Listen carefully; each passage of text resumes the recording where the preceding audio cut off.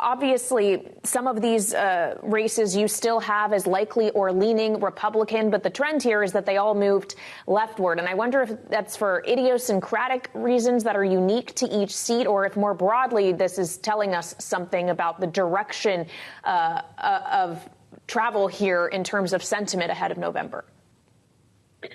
Yeah, well, thanks for having me on. So with these new ratings, they all reflect individual developments in each of these districts. Obviously, overall, the national environment does favor Democrats, and we expect them to be the clear favorites to win control of the House this year. The Republicans do still have a path, but all of these individual race rating shifts, they evolve as the cycle goes on and as we get more information about who the candidates are in these races, how much money they're raising, and polling information, which has really just started in earnest this summer.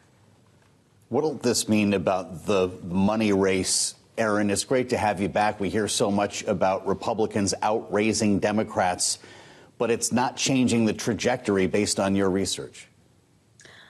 Well, it's a good question. So Republicans certainly do have a cash advantage at the party committee level and at the Super PAC level. That will be a big help for them in November and will help Republicans defend the myriad of competitive House seats that they're defending. But at the candidate level, actually, Democrats have been outraising Republicans in the second quarter of this cycle. We saw that the majority of the Republican incumbents who are sitting in toss-up or lean Republican races were in fact outraised by their Democratic challengers. So I do think that in terms of money, yes, Republicans do have an advantage on the party committee side and on the Super PAC side, but at the individual candidate level, Democrats are largely outraising Republicans at this point. Well, and when we consider the map where that money is mostly going to be spent, Erin, it's not all decided yet. We know that at the party level, the DCCC has actually gotten involved in some primaries trying to boost their preferred candidates. There's a few races where we can point to in primaries that haven't happened yet. And I wonder what you make of that. And if you do see the establishment-backed candidates as having an advantage or disadvantage for that very reason.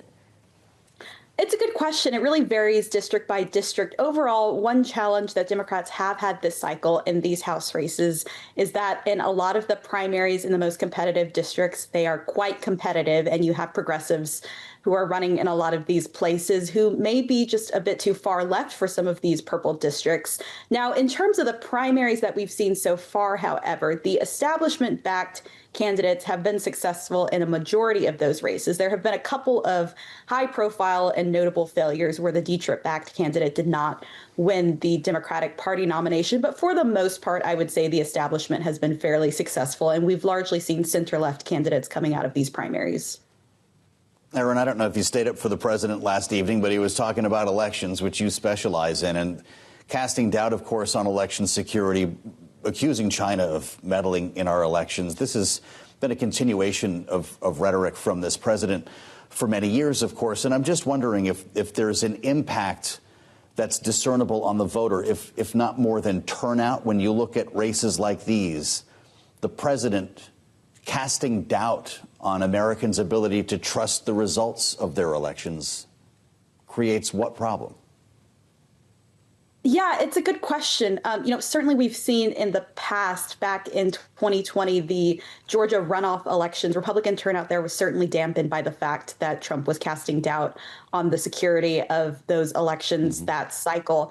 I don't know if I have seen much of an impact yet in terms of turnout in the House races so far this cycle. Overall, Democratic enthusiasm is much higher than Republican enthusiasm. And we've just seen that in polling and special election results so far. And that's as what we would expect in a midterm cycle. The party that's out of power, their voters are going to be a lot more motivated to turn out because they're the ones that are motivated to put a check on the party that's in control of Washington. So Republicans are trying to find ways to juice turnout. They have largely done that by embracing Trump and embracing his endorsement in all of these places. However, it's complicated in some of the less red districts. You don't just need to turn out your base. You also need to persuade a certain number of independents and maybe even some Democrats to win re-election. So it's a difficult line for all these Republican incumbents to walk.